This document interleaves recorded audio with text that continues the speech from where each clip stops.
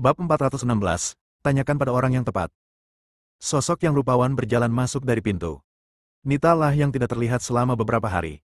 Nita pertama-tama mengangkat kepalanya dan melirik ke kursi penuh di depannya. Sedikit keterkejutan melintas di matanya yang indah. Kemudian dia menoleh untuk melihat Fang Yu dan tersenyum cerah. Fang Yu mengangguk pada Nita. Namun, kulit Nita tidak terlalu bagus. Meskipun riasan wajahnya tipis, itu tidak dapat menyembunyikan wajahnya yang pucat dan matanya yang cekung. Nita perlahan berjalan menuju bagian belakang kelas. Senior, biar aku yang memberi tempat dudukku. Pada saat ini, seorang mahasiswa baru yang duduk di sebelah lorong berdiri dengan wajah memerah. Tidak, terima kasih. Aku akan mundur sebentar saja, kata Nita sambil tersenyum. Setelah berkata demikian, Nita langsung berjalan menuju ruang terbuka di belakang kelas, dan anak-anak laki-laki yang berkerumun bersama-sama secara sadar memberi jalan untuknya. Nita baru saja berdiri di sana sebentar ketika gadis lain masuk ke pintu kelas, menarik perhatian semua orang. Fanya menatap Fang Yu dengan mata indahnya yang terbuka lebar, dan berkata dengan terkejut, Fang Yu, ini benar-benar kamu, aku selalu mengira kamu sedang membual. Saya jarang menyombongkan diri, jawab Fang Yu. Fanya berbalik dan melihat kelas penuh dengan orang. Wah, kamu sangat populer, kata Fanya. Fang Yu tersenyum tipis. Kebanyakan siswa hanya ingin menonton kesenangan. Kalau begitu aku akan mencari tempat duduk dulu. Fanya tersenyum dan melambaikan tangan ke arah Fang Yu, lalu berjalan menuju tempat duduk di lantai atas. Mengikuti contoh siswa baru yang menawarkan tempat duduknya secara sukarela, banyak siswa lainnya yang berdiri dan memberikan tempat duduk mereka kepada Fanya. Pipi Fanya memerah. Dia menerima kebaikan seorang anak laki-laki yang duduk di kursi depan dan duduk. Bel. Pada saat ini, bel kelas berbunyi. Tetapi kebisingan di kelas tidak berkurang sama sekali. Setelah Nita dan Fanya tiba, suasana di kelas menjadi sangat riuh. Sekelompok anak laki-laki itu hampir menjadi hiruk-pikuk. Itu hanya mata kuliah pilihan, tetapi ada 3 gadis cantik di sekolah itu. Nita, Fanya, dan Clara yang sudah duduk sejak pagi. Meski tidak dapat menyentuh, tetapi melihatnya dari jarak dekat dapat membuat anak laki-laki merasa sangat gembira. Sial, saya membuat keputusan yang tepat dengan memilih kursus ini. Banyak anak laki-laki berpikir dalam hati mereka. Clara, apakah kamu benar-benar mengenal Fang Yu ini? Gadis yang duduk di sebelah Clara bertanya dengan rasa ingin tahu. Saat ini, raut wajah Clara tidak begitu baik. Dia memegang pena di tangannya dan menatap Fang Yu dengan marah di podium. Nita dan Fanya, yang baru saja muncul, tampaknya mengenal Fang Yu dan sangat dekat dengannya. Sudah berapa hari sejak sekolah dimulai? Fang Yu sudah bertemu dengan 2 gadis cantik. Clara, gadis di sebelahnya memanggil lagi. Ya, aku kenal dia. Dia satu sekolah denganku dan teman sebangkuku. Clara melirik Fanya yang duduk tidak jauh di depan dan berkata. Fanya sepertinya mendengar apa yang dikatakan Clara. Dia menoleh dan menatap Clara sambil tersenyum tipis. Senyum ini membuat Clara tertegun sejenak.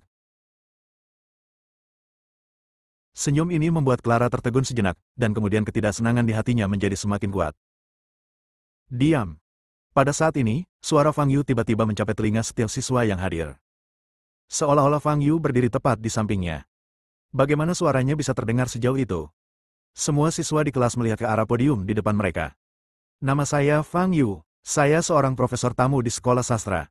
Saya rasa kalian semua pernah mendengar tentang saya, kata Fang Yu, sambil berdiri di depan podium. Tentu saja saya pernah mendengarnya. Banyak siswa menanggapinya dengan tertawa. Kelas menjadi berisik lagi. Mereka sama sekali tidak menganggap serius Fang Yu. Seorang profesor tamu muda seperti itu mungkin merupakan kerabat seorang pemimpin dan pasti datang melalui pintu belakang. Meskipun banyak orang telah mendengar tentang hasil ujian masuk perguruan tinggi Fang Yu yang ajaib, tidak peduli seberapa bagus hasil ujian masuk perguruan tingginya, mereka tidak berpikir bahwa Fang Yu memenuhi syarat untuk menjadi seorang profesor. Kursus ini disebut sastra dan menulis, tetapi sebenarnya, saya hanya ingin berbicara tentang sastra. Menulis adalah sesuatu yang bergantung pada bakat dan akumulasi. Bahkan jika saya mengajari Anda tidak akan dapat mempelajarinya. Fang Yu tidak memperhatikan kebisingan di kelas dan berbicara sendiri.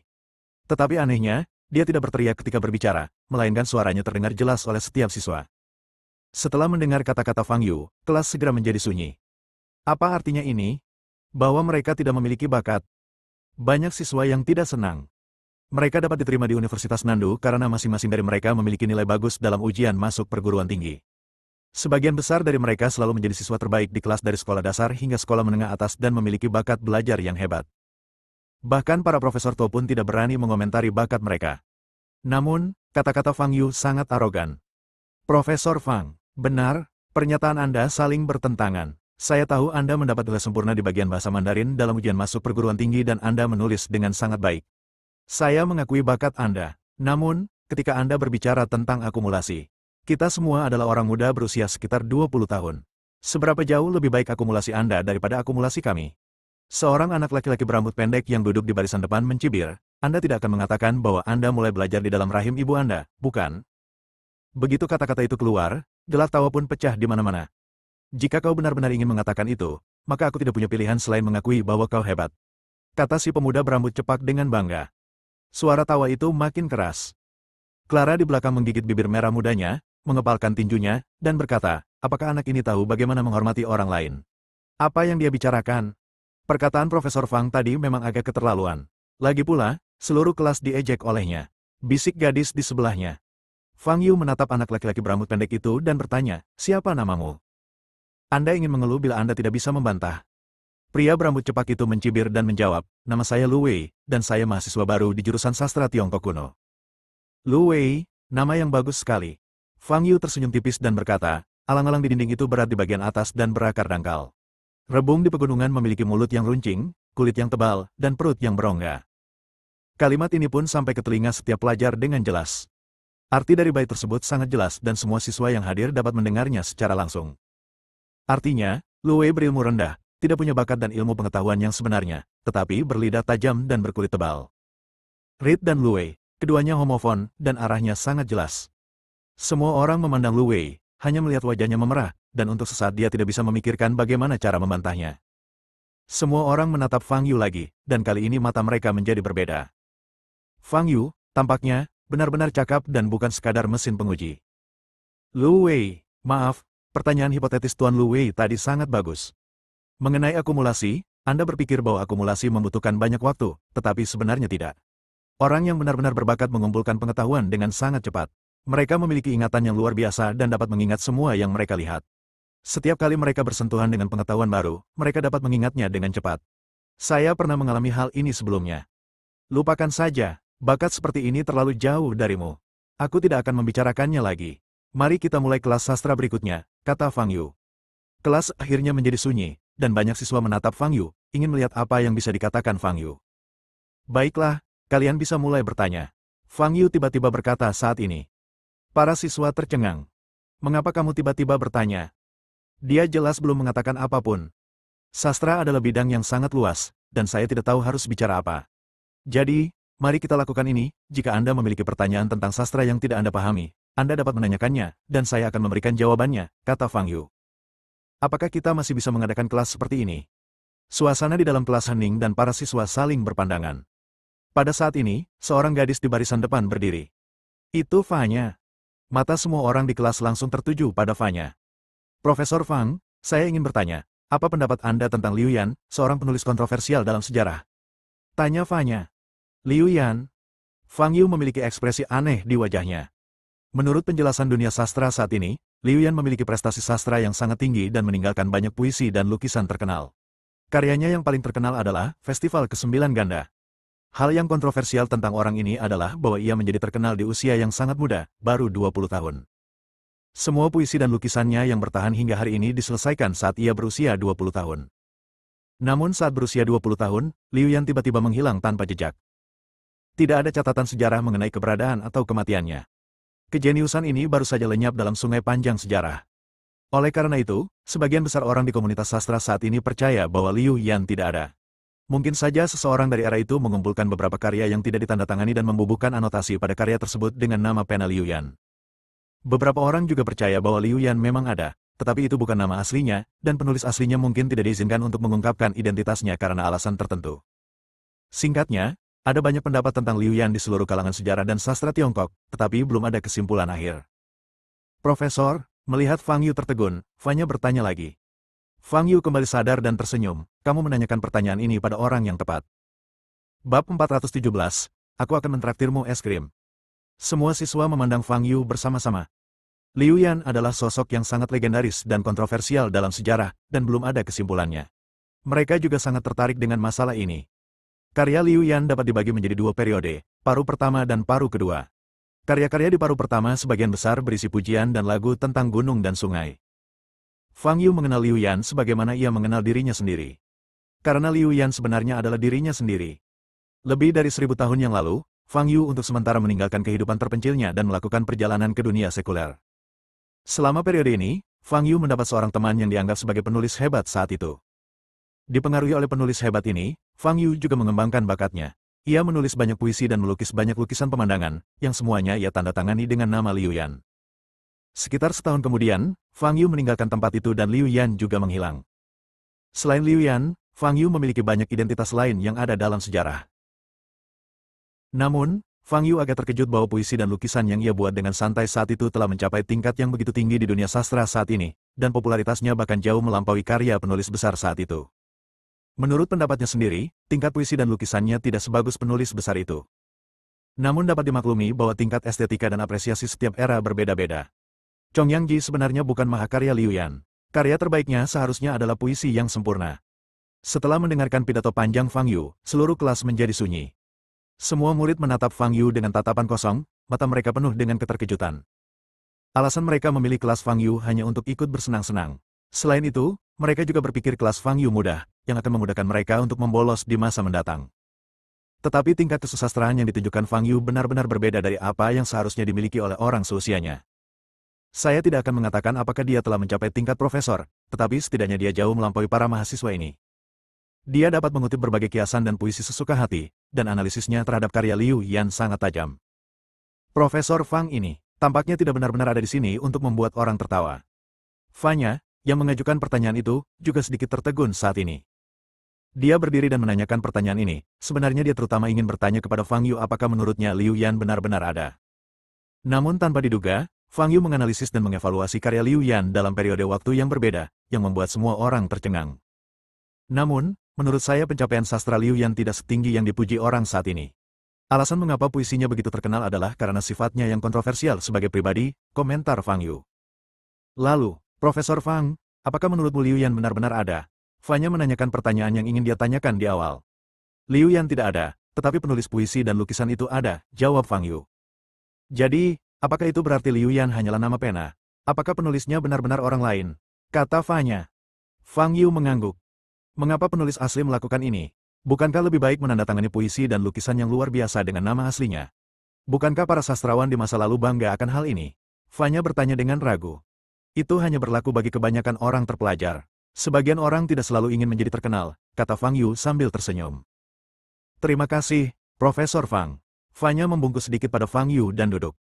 Kita sudah bicara begitu lama, mengapa pelajaran di luar kelas belum juga berakhir? Fang Yu melirik jam di belakang kelas. Kelas pertama baru berlangsung sekitar setengah jam. Sungguh tidak mudah untuk menjadi seorang profesor. Fang Yu sedikit mengernyit dan berpikir dalam hati. Setelah menjawab pertanyaan Fanya, suasana di kelas menjadi jauh lebih tenang dan tidak lagi berisik seperti sebelumnya. Semua orang di sini adalah mahasiswa Universitas Nandu, dan mereka termasuk di antara mahasiswa terbaik di seluruh Tiongkok. Mereka memiliki tingkat literasi akademis yang tinggi, dan setelah memastikan bahwa Profesor tamu Fang Yu tidak main-main tetapi memiliki bakat dan pengetahuan yang nyata, mereka secara alami tidak lagi memandang rendah Fang Yu dan mulai mengikuti kelas dengan serius. Profesor Fang, mengenai puisi, Ode to Westlake, saya ingin tahu. Profesor Fang, apa pendapat Anda tentang Sage of Poetry? Profesor Fang. Beberapa siswa berdiri pada saat yang sama dan ingin bertanya kepada Fang Yu. Para siswa, harap bersabar. Tenggorokan saya tidak begitu baik, jadi saya perlu istirahat 10 menit setelah menjawab setiap pertanyaan. Mari kita belajar sendiri dulu, kata Fang Yu. Para siswa tercengang. Apakah masih memungkinkan untuk mengadakan kelas seperti ini? Dekan Wang, bagaimana perasaanmu? Pada saat ini, di koridor luar kelas, Buran berdiri di samping seorang lelaki tua dan bertanya. Bagus sekali, Sahed mengangguk dan berkata dengan ekspresi setuju. Melihat Sahed begitu puas, Buran merasa lega. Mempekerjakan profesor tamu yang masih sangat muda sebenarnya adalah keputusan yang sangat berani. Jika efeknya tidak baik, Departemen Sumber Daya Manusia akan dikritik habis-habisan oleh para profesor dari Fakultas Seni ini. Namun sekarang tampaknya tidak ada masalah. Di paruh kedua kelas, Fang Yu menjawab pertanyaan dari dua siswa lainnya. Kali ini, Fang Yu sengaja memperlambat kecepatan bicaranya, berbicara terputus-putus, dan butuh waktu 20 menit untuk menjawab setiap pertanyaan. Bel. Tak lama kemudian, bel berbunyi tanda berakhirnya pelajaran. Fang Yu menarik napas lega. Dia jarang berbicara sebanyak itu dalam waktu hanya lebih dari 1 jam, dan dia lupa menyiapkan air, jadi dia merasa sedikit haus. Profesor Fang. Fanya berlari ke podium, meletakkan sebotol air mineral di atasnya, dan terkekeh, Profesor, Anda telah bekerja keras, minumlah air. Fang Yu mengambil air mineral, melihatnya, lalu menatap Fanya. Fanya menopangkan tangannya di podium dan menatap Fang Yu, matanya yang indah dipenuhi rasa ingin tahu dan kekaguman. Profesor Fang, kelas sudah selesai, bolehkah saya memanggilmu Fang Yu? Kata Fanya. Ya, Fang Yu membuka tutup botol air mineral dan menengadahkan kepalanya untuk minum. Fanya memperhatikan gerakan Fang Yu, dan cahaya aneh melintas di matanya yang indah. Fang Yu. Pada saat ini, suara genit tiba-tiba terdengar di belakangnya. Clara tampak tidak puas dan berjalan cepat ke Fang Yu. Para siswa yang masih belum meninggalkan kelas kembali mengarahkan pandangannya ke podium. Fang Yu sepertinya mengenal kedua dewi itu, dan mereka tampaknya memiliki hubungan yang cukup baik. Mata anak laki-laki itu penuh dengan rasa iri. Merupakan impian mereka untuk dapat berkomunikasi dengan kedua dewi pada jarak yang begitu dekat. Banyak gadis yang mendesah dalam hati. Setelah kelas ini, mereka mendapat kesan baik tentang Profesor Fang muda di podium. Meskipun dia tidak terlalu tampan, setidaknya dia berpengetahuan luas dan humoris. Bagi mereka, pria seperti itu juga cukup menarik. Tetapi ketika kedua dewi itu menyerang pada saat yang sama, mereka yang kurang rupawan tentu tidak mempunyai banyak kesempatan. Aku akan mentraktirmu es krim, ikutlah denganku. Di podium, Clara melirik Fanya, lalu berbalik menatap Fang Yu dan berkata. Mata Fanya sedikit berubah, dan dia tersenyum dan berkata kepada Clara, "Halo, namaku Fanya, siapa kamu?"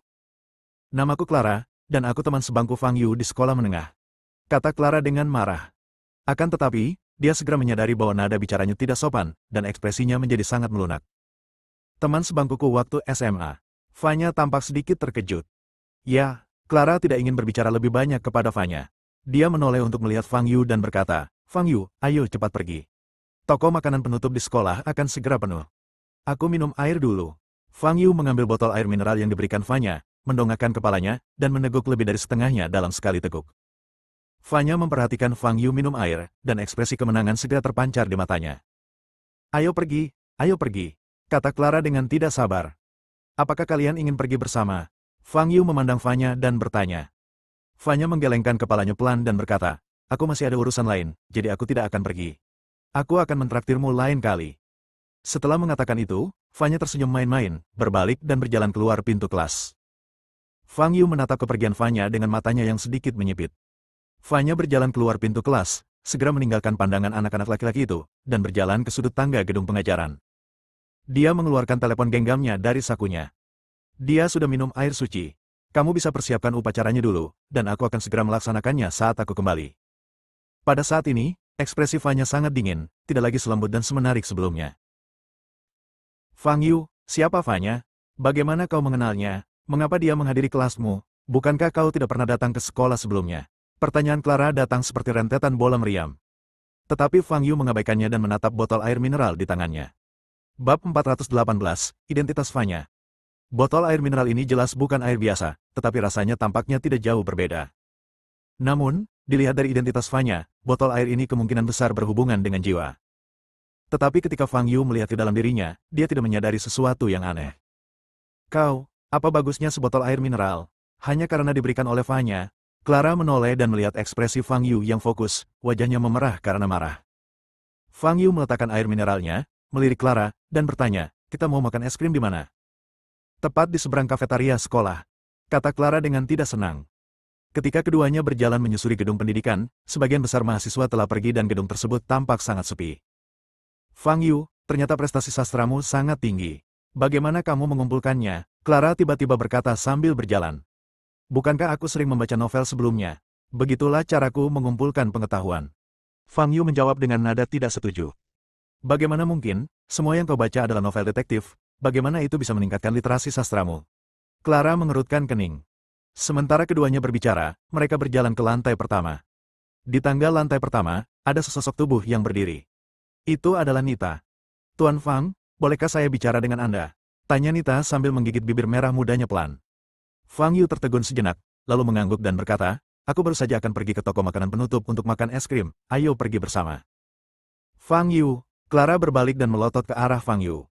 Jelas itu adalah traktirannya, bagaimana mungkin Fang Yu mengundang gadis lain tanpa persetujuannya? Dan dia adalah gadis yang sangat cantik. Nita menatap Clara dengan keraguan di wajahnya. "Tidak apa-apa, dia tidak mengerti apa-apa," kata Fang Yu. "Oke," Nita mengangguk. Meskipun Clara merasa sangat sedih dan tidak nyaman, dia tidak ingin terlihat terlalu sombong di depan orang luar, jadi dia menggertakkan giginya dan tetap diam, berjalan maju dengan marah. Nita menundukkan kepalanya sedikit dan mengikuti di belakang Fang Yu dan Clara. Mereka bertiga datang ke toko makanan penutup di seberang kafetaria pertama dan duduk di dekat jendela. Toko makanan penutup tersebut laris manis, dengan banyaknya pelajar yang duduk di dalam dan di luar toko. Kedatangan Nita dan Clara menyebabkan keributan lebih besar lagi. Mata para siswa tentu saja tertuju pada anak laki-laki yang duduk di tengah, Fang Yu. Namun, Fang Yu sudah terbiasa dengan tatapan seperti ini. 3 orang duduk di tempat duduk mereka, tetapi tidak seorang pun memesan apapun, dan suasananya menjadi sedikit canggung. Saya ingin es krim rasa original. Fang Yu menatap Clara dan berkata. Fang Yu ini sungguh jujur dan kasar. Clara menggertakkan giginya karena marah, tetapi karena sopan santun, dia menoleh ke arah Nita dan bertanya, permisi, apa yang Anda inginkan? Tidak perlu, terima kasih. Nita berkata lembut. Clara berdiri dan berjalan ke meja depan. Katakan saja padaku apa yang terjadi. Fang Yu menatap Nita dan bertanya. Nita menggigit bibirnya dan berbisik, Tuan Fang, sejak hari itu, saya mendapati bahwa orang-orang di keluarga saya menjadi sangat aneh. Aneh sekali. Fang Yu mengangkat alisnya dan bertanya. Ayahku hilang. Mereka bilang dia dikirim untuk dirawat, tetapi mereka menolak memberitahuku lokasi pastinya. Nita berhenti sejenak dan berkata dengan tatapan mata sedih, dan orang-orang suku itu sekarang menatapku dengan mata aneh, seolah-olah mereka tidak mengenalku sebelumnya, termasuk ibuku. Orang asing, apakah mereka benar-benar berpikir bahwa apa yang terjadi hari itu adalah tanggung jawabmu? Fang Yu tercengang dan bertanya. Nita menggelengkan kepalanya sedikit, mengerutkan kening, dan berkata dengan sedih, tidak, mereka tidak pernah menyebutkan apa yang terjadi hari itu lagi. Itu adalah keadaan yang sangat aneh. Bahkan aneh. Aku bertanya kepada mereka akan menjawabku, tetapi tidak ada emosi di mata mereka, dan mereka bahkan sedikit lesu, seperti robot. Pukulan hari itu mungkin terlalu hebat, kata Fang Yu. Tapi tidak peduli seberapa besar pukulannya, seharusnya tidak seperti ini. Nita menghela nafas, matanya sedikit merah. Setelah kejadian hari itu, saudara laki-lakinya Maron meninggal, ayahnya Zenan menghilang, dan anggota suku yang selamat menjadi seperti manusia kayu, tanpa emosi. Yang paling membuatnya sedih adalah ibunya, yang memiliki sikap yang sama. Hal ini membuat Nita tidak memiliki seorang pun yang bisa diandalkan. Sebaliknya, setelah tinggal di rumah Ye selama beberapa hari, suasana yang aneh dan sunyi membuatnya merasa tercekik, dan dia tidak bisa tertidur setiap malam berbaring di tempat tidur. Jadi, apa yang kau ingin aku bantu? Tanya Fang Yu. Bisakah kau pulang bersamaku? Nita memohon, aku tahu seharusnya aku tidak mengganggumu lagi, tapi aku benar-benar tidak punya pilihan lain. Apa yang terjadi di keluarga Ye hari itu masih dirahasiakan untuk sementara waktu. Itu belum menyebar keluar dan tidak dapat disebarkan keluar. Jika ini terbongkar, keluarga Ye akan hancur total, dan semua mitra serta bisnis sebelumnya akan bangkrut. Jika Zenan tidak kembali, keluarga Ye akan kehilangan seseorang yang berkuasa dan akan terpecah belah. Situasimu adalah konflik keluarga, jadi aku tidak bisa ikut campur, kata Fang Yu. Walau dia berkata demikian, sebenarnya dia tidak ingin pergi. Dia sedikit sibuk akhir-akhir ini, dan ketika dia pulang ke rumah dia harus terus mempelajari energi dalam tubuh Valet dan botol air mineral yang baru saja diberikan Fanya kepadanya. Nita mengangguk dan berkata, tidak apa-apa. Fang Yu telah banyak membantunya dan menyelamatkan hidupnya. Jika tidak ada cara lain, dia bahkan tidak akan mau meminta bantuan Fang Yu lagi. Dia sudah cukup berutang pada Fang Yu. Jika kamu benar-benar merasa ada yang salah, kamu dapat meminta seseorang dari asosiasi bela diri untuk memeriksanya. Bukankah mereka yang menghususkan diri dalam hal semacam ini? Kata Fang Yu. Baiklah, saya mengerti. Nita berdiri, membungkuk dalam-dalam kepada Fang Yu, dan berkata, terima kasih, Tuan Fang, saya pergi dulu. Setelah mengatakan itu, Nita berbalik dan pergi. Fang Yu menatap punggung Nita, matanya bergerak sedikit. Gadis ini memberinya kesan cukup kuat. Seorang gadis biasa pasti sudah pingsan sejak lama jika dihadapkan pada perubahan keluarga yang begitu dramatis. Dia sudah pergi, Clara kembali sambil membawa nampan berisi 2 es krim. Fang Yu mengambil salah satunya tanpa ragu-ragu dan mulai memakannya. Fang Yu, siapa gadis tadi? Clara bertanya sambil memakan es krim dan melirik Fang Yu. Mengapa kamu bertanya begitu banyak? Fang Yu melirik Clara dan berkata. Aku hanya penasaran. Bukankah kamu baru saja datang ke sekolah? Bagaimana kamu bisa mengenal begitu banyak orang secepat ini? Kata Clara. Fang Yu tidak menjawab pertanyaan ini. Dia melirik botol air mineral di atas meja dan tiba-tiba sebuah ide muncul di benaknya. Kemudian, dia menghabiskan es krimnya dalam beberapa gigitan dan berdiri. Ada hal lain yang harus kulakukan. Aku pergi sekarang. Setelah mengatakan itu, Fang Yu mengambil botol air mineral dan berjalan keluar dari toko makanan penutup dengan cepat. Fang Yu, dasar bajingan. Clara sangat marah hingga matanya memerah. Fang Yu segera kembali ke apartemen. Begitu aku memasuki pintu, aku melihat Valet berdiri di balkon, memandangi pemandangan di luar. Sejak Fang Yu meninggalkan bekas di jiwanya, wanita ini menjadi sangat penurut dan bahkan tidak memiliki keinginan untuk melarikan diri. Fang Yu mengabaikannya, mengambil gelas dari ruang tamu, dan kembali ke kamar. Fang Yu menuangkan air mineral dari botol yang diberikan Fanya ke dalam gelas. Lalu, dia mengulurkan tangan kanannya dan memasukkan jari telunjuknya ke dalam air. Teknik kejelasan. Fang Yu diam-diam melafalkan mantra itu dalam pikirannya, dan cahaya biru muncul di ujung jarinya. Kemudian, air dalam gelas mulai berfluktuasi. Perlahan-lahan, gelas berisi air berubah dari bening dan bebas kotoran menjadi keruh. Pada saat ini, Fang Yu dapat melihat ada beberapa potongan kertas di dalam gelas berisi air. Fu Di. Hati Fang Yu tergerak, dan dia segera memahami rahasia yang tersembunyi di dalam botol air mineral ini. Larutkan Fu di dalam air, lalu gunakan Fu Di yang masuk ke tubuh manusia untuk menyelesaikan beberapa hal. Selanjutnya, Fang Yu kembali menengok ke dalam jiwanya sendiri. Jiwa itu bersinar dengan cahaya kemasan redup, sebening kristal, dan tidak ada yang luar biasa tentangnya. Meskipun dia minum lebih dari setengah cangkir air yang mengandung Fu Di, kekuatan Fu Di terlalu lemah untuk memasuki jiwa Fang Yu. Saya harus memberinya kesan sukses yang salah untuk melihat apa yang ingin dia lakukan. Fang Yu mengeluarkan selembar kertas kuning, menulis dengan cepat di atasnya, dan segera menyelesaikan sebuah jimat. Kemudian dia menangkupkan kedua tangannya dan membakar jimat itu. Sebuah bayangan segera muncul di udara. Inilah jiwa kosong yang diciptakan Fang Yu. Kalau begitu, pindahkan kekuatan Fu Di tubuhmu ke gumpalan jiwa kosong ini, dan selesailah sudah. Senyum nakal muncul di wajah Fang Yu. Jika tidak terjadi sesuatu yang tidak diharapkan, dia akan segera dapat melacak sarang Wushen Gold. Fanya meninggalkan Universitas Nandu dan berjalan sendirian di jalan. Setelah berjalan di sepanjang jalan selama sekitar 20 menit, dia tiba-tiba berbelok kiri di jalan yang jarang penduduknya dan berjalan ke sebuah gang. Gang itu merupakan jalan buntu, tetapi di titik terdalamnya, ada simbol-simbol formasi aneh terukir di tanah. Fanya berjalan ke depan formasi, berdiri di tengah, mengeluarkan jimat dari sakunya, dan memegangnya di antara tangannya. Kemudian, Fanya melafalkan beberapa mantra yang tidak jelas. Wow! Fu Di antara tangannya tiba-tiba tergelincir, terbakar cepat di udara, dan berubah menjadi abu. Pada saat yang sama, cahaya aneh muncul dari formasi di bawah kaki Fanya. Wush! Detik berikutnya, Fanya seluruhnya tertutup oleh cahaya dan lenyap seketika. Fanya muncul di sebuah ladang tandus. Sekitar 30 meter di depan, ada sebuah bangunan terbengkalai. Fanya berjalan memasuki gedung. Yang terhormat. Dua pria berjubah ungu segera membungkuk dan memberi hormat kepada Fanya. Bab 419, Fang Yu tiba. Fanya bertanya tanpa ekspresi, apakah kamu siap? Santo, semuanya sudah siap. Kami tinggal menunggu Anda untuk memulai upacaranya. Kedua pria berjubah ungu itu berkata serempak. Fanya mengangguk dan berjalan perlahan masuk. Tak lama kemudian, dia tiba di aula. Di tengah-tengah aula tersebut terdapat sebuah meja, dan di atas meja tersebut terdapat puluhan jimat yang disusun melingkar, dan di antara jimat-jimat tersebut terdapat 9 lilin yang menyala. Fanya berjalan ke meja dan mengeluarkan setengah jimat dari tubuhnya.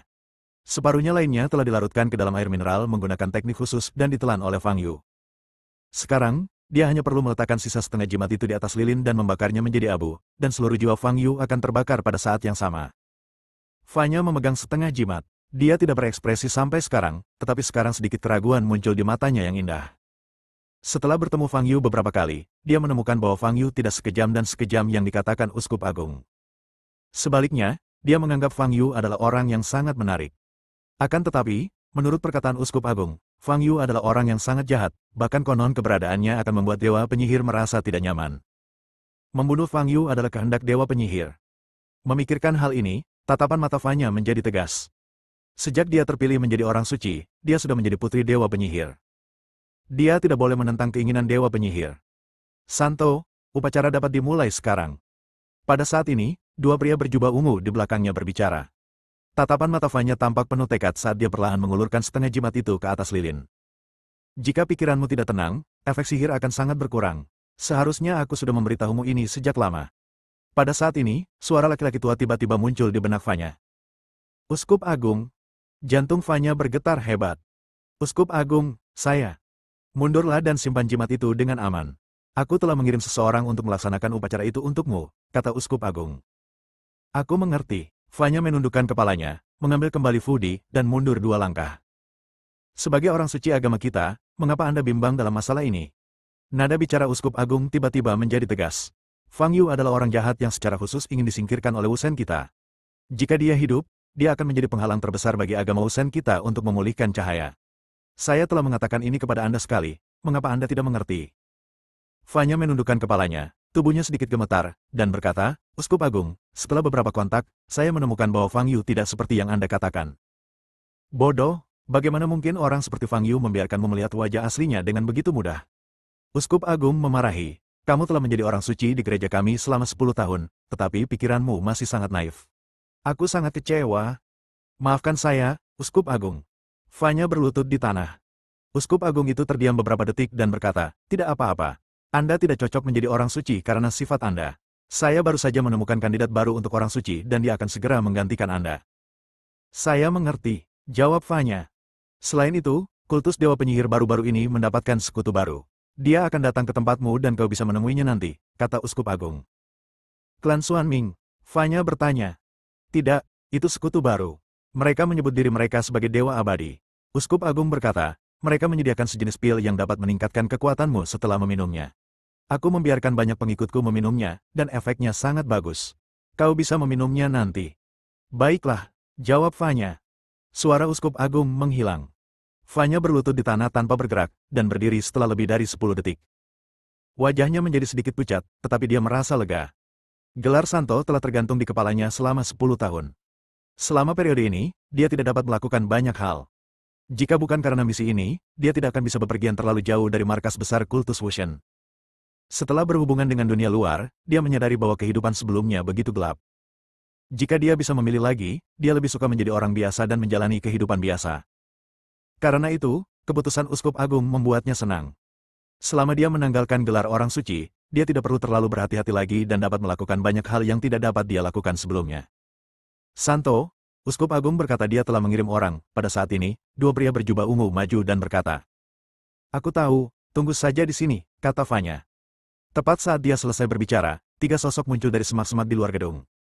Dua sosok itu mengenakan jubah hitam, sementara yang satu lagi terbungkus kain hitam. Sosok itu tampak mungil, seperti wanita. Susunan teleportasi kultus Wushenmu agak mirip dengan milik klan abadi kami. Kata wanita itu.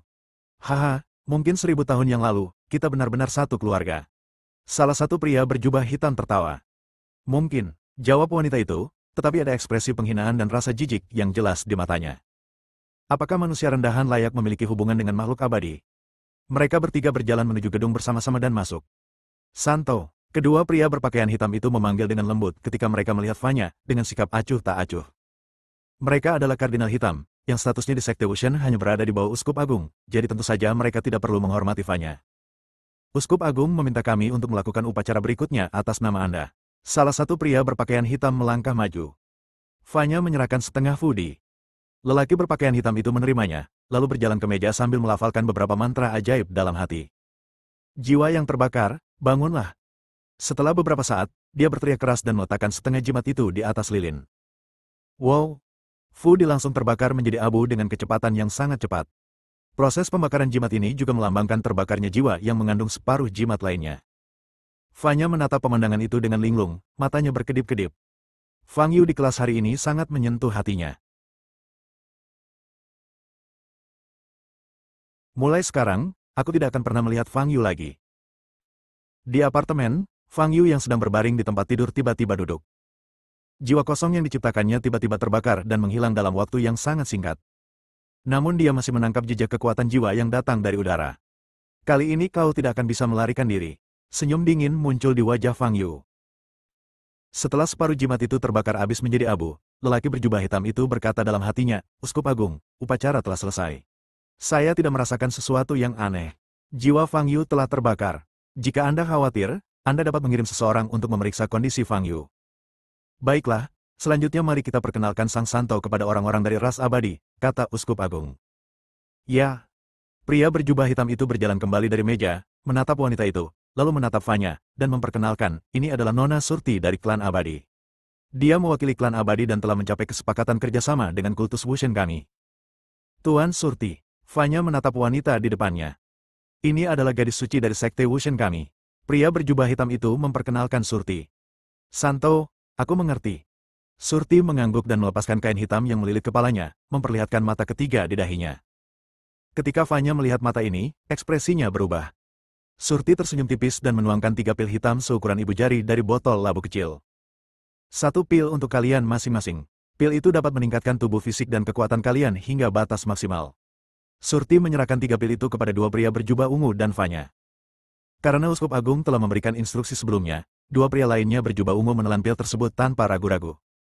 Fanya memegang pil di tangannya, matanya ragu-ragu. Pada saat ini, kedua pria berjubah ungu yang telah meminum pil itu mengeluarkan erangan teredam.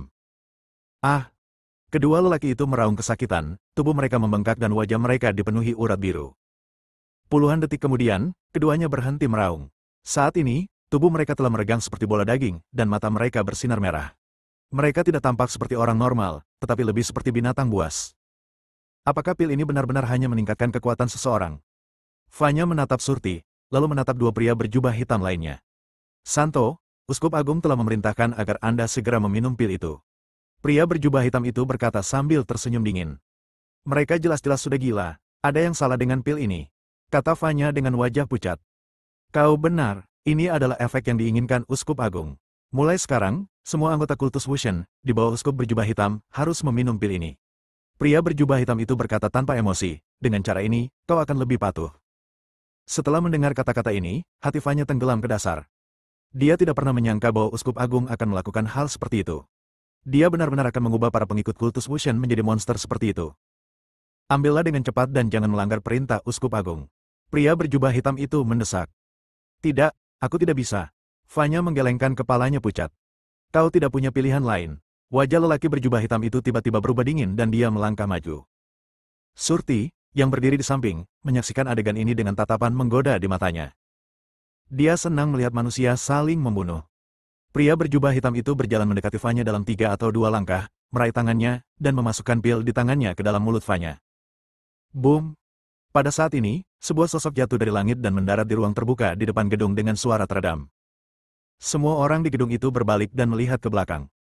Apakah ini sarang kultus Wushenmu? Agak terlalu kumuh, ya? Fang Yu berjalan masuk ke dalam gedung sambil melihat sekeliling. Bab 420, hanya satu pukulan. Mendengar suara itu, semua orang di gedung itu menoleh dan melihat Fang Yu masuk. Mengapa dia ada di sini? Bukankah kau telah membakar jiwanya? Wajah Surti berubah drastis dan dia bertanya. Kedua pria berjubah hitam yang berdiri di sampingnya memiliki ekspresi tidak percaya di wajah mereka. Terutama lelaki berjubah hitam yang baru saja meletakkan setengah jimat itu di atas lilin untuk membakarnya, kini merasa ngeri. Dia bisa yakin tidak ada yang salah dengan langkah-langkah upacara itu. Selama proses eksekusi, dia tidak merasakan sesuatu yang aneh. Pada akhirnya, separuh jimat itu berhasil terbakar dan berubah menjadi abu, yang dilihat oleh semua orang yang hadir. Baik proses maupun hasilnya benar. Tetapi mengapa Fang Yu masih hidup? Dan mengapa dia mendatangi mereka? Teknik pembakaran jiwa adalah teknik yang tidak dapat diubah lagi. Selama Fang Yu menelan setengah fudi itu, tidak akan ada kesempatan baginya untuk bertahan hidup. Kecuali, lelaki berjubah hitam itu teringat sesuatu, lalu tiba-tiba menoleh, menatap Fanya yang berdiri di dekat tembok dengan ekspresi ngeri di wajahnya. Dia sama sekali tidak mengambil setengah jimat itu. Kau mengkhianati kami. Pantas saja pikiranmu begitu tidak tenang saat melakukan upacara sebelumnya. Geram lelaki berjubah hitam itu. Setelah dia meraung seperti ini, lelaki berjubah hitam lainnya juga bereaksi dan menatap Fanya dengan tatapan membunuh. Kultus Wushen adalah sebuah gereja, dan prinsip paling dasar dari gereja tersebut adalah bahwa seseorang tidak boleh berkhianat. Sebagai orang suci dari sekte Wushen, perilaku Fanya benar-benar tidak dapat dimaafkan. Apa yang menantinya adalah amukan seluruh kultus Wushen. Aku merasakan aura pembunuh dari dua uskup berjubah hitam. Fanya menjadi pucat, bersandar ke dinding, dan tubuhnya gemetar. Dia tidak tahu mengapa semuanya menjadi seperti ini. Fang Yu jelas-jelas meminum sebotol air mineral yang setengahnya dilarutkan fudi, tapi kenapa dia baik-baik saja? Namun, melihat Fang Yu baik-baik saja, Fanya merasa lega. Namun di sisi lain, pikiran gila sang uskup agung dan niat membunuh kedua uskup berjubah hitam terhadapnya membuatnya merasa sangat sedih. Mengapa ini terjadi? Bukankah inti ajaran sekte Wushen adalah membuat dunia lebih berpikiran terbuka dan harmonis? Kedua pria berjubah hitam itu menatap Fanya, mata mereka penuh dengan niat membunuh. Bagi mereka yang sangat dicuci otaknya oleh doktrin Dewa Penyihir, pengkhianat adalah musuh utama mereka. Bahkan Fang Yu yang tiba-tiba muncul pun disingkirkan oleh mereka. Di antara mereka yang hadir, hanya Surti yang memperhatikan Fang Yu. Mata ramalan di dahinya bergerak cepat. Setelah hati Raja Abadi pulih, untuk memberi penghargaan kepada Surti atas kontribusinya sebelumnya, dia mengambil kembali mata nubuat dan memperkuatnya. Mata kenabian ini dapat meramalkan apa yang akan terjadi dalam waktu hingga 5 menit. Setelah Fang Yu muncul, Surti telah menggunakan mata nubuat untuk melihat satu demi satu kemungkinan masa depan. Namun setelah melihat beberapa masa depan, hati Surti hancur. Di masa depan, hasil akhirnya selalu kematian tragis di tangan Fang Yu. Tidak peduli metode apa yang dipilihnya untuk melawan Fang Yu, atau jika dia memilih melarikan diri dari awal, dia tetap tidak akan bisa lolos dari kematian. Minta bantuan Raja Abadi. Setelah mendapatkan kembali jantungnya, tubuh Raja Abadi pulih dengan cepat dan dia saat ini dalam kondisi tidur. Setan tidak dapat mengganggu istirahat Raja Abadi. Ini akan memengaruhi rencana keseluruhan klan Abadi. Tidak mungkin, pasti ada cara untuk melarikan diri. Aku tidak akan mati. Surti berteriak liar di dalam hatinya, memaksa dirinya untuk tenang. Dua pria berjubah hitam perlahan berjalan menuju Fanya. Bekerja samalah untuk menghadapi Fang Yu. Kita akan hadapi pengkhianatan Sen nanti. Pada saat ini, suara uskup agung mencapai telinga mereka. Kedua pria berjubah hitam itu segera berhenti dan berbalik menatap Fang Yu. Saya telah mengirim sejumlah besar pengikut untuk mendukung Anda. Kita harus menghentikan anak ini hari ini. Kita tidak boleh membiarkannya lolos lagi, kata uskup agung dengan marah. Dimengerti, jawab kedua pria berjubah hitam serempak. Kemudian, mereka bergerak dan melintas hingga jarak kurang dari 5 meter di depan Fang Yu. Tuan Surti, bisakah Anda membantu kami membunuh orang ini bersama-sama? Salah satu pria berjubah hitam menoleh ke arah Surti dan bertanya. Iblis Yan masih menggunakan mata kenabiannya untuk meramal masa depan. Semakin lama dia memandang, semakin banyak ketakutan dan keputusasaan yang dia rasakan di dalam hatinya. Dia telah melihat lebih dari selusin masa depan, dan tidak ada satupun yang selamat. Tuan Surti, pria berjubah hitam itu melihat ekspresi Surti yang jelek dan tetap diam sebelum berbicara lagi. Boom! Tetapi pada saat itu, terdengar suara ledakan keras. Pria berjubah hitam itu langsung terlempar puluhan meter jauhnya dan menghantam dinding di belakangnya. Hidup atau matinya tidak diketahui. Dia bahkan tidak punya waktu untuk berteriak. Bisakah kalian menunjukkan sedikit rasa hormat padaku? Aku sudah berdiri di sini selama 2 menit dan kalian masih mendiskusikan taktik. Fang Yu mencibir dan perlahan berjalan menuju pria lain berjubah hitam. Kehilangan seorang teman dalam sekejap membuat pria berjubah hitam itu tampak ngeri. Dia hanya pernah mendengar tentang Fang Yu sebelumnya, tetapi belum pernah bertarung langsung dengan Fang Yu. Dia tidak pernah menyangka Fang Yu begitu kuat. Semangat mengikat. Lelaki berjubah hitam itu segera mengeluarkan jimat dari lengan bajunya, lalu menggambar garis di udara di depannya dengan 2 jarinya. Jimat kuning itu melayang ke udara dan langsung terbakar. Kilatan api lewat, dan pada saat yang sama, sebuah bayangan muncul di bawah kaki Fang Yu. Bayangan ini dengan cepat melilit kaki Fang Yu seperti tentakel, mencoba menahannya. Tetapi Fang Yu tidak berhenti sejenak dan terus bergerak maju dengan kecepatan yang sama. Boom! Bayangan itu baru saja melilit kaki Fang Yu selama kurang dari 2 detik sebelum terkoyak. Tetesan api. Pria berjubah hitam itu tampak ngeri dan mengeluarkan jimat lainnya. Fu diterbakar di udara, dan suhu di sekitarnya tiba-tiba naik. Sebuah bola api emas besar tiba-tiba menyala di langit yang kosong. Bola api itu jatuh langsung ke arah Fang Yu dengan kecepatan yang luar biasa cepat.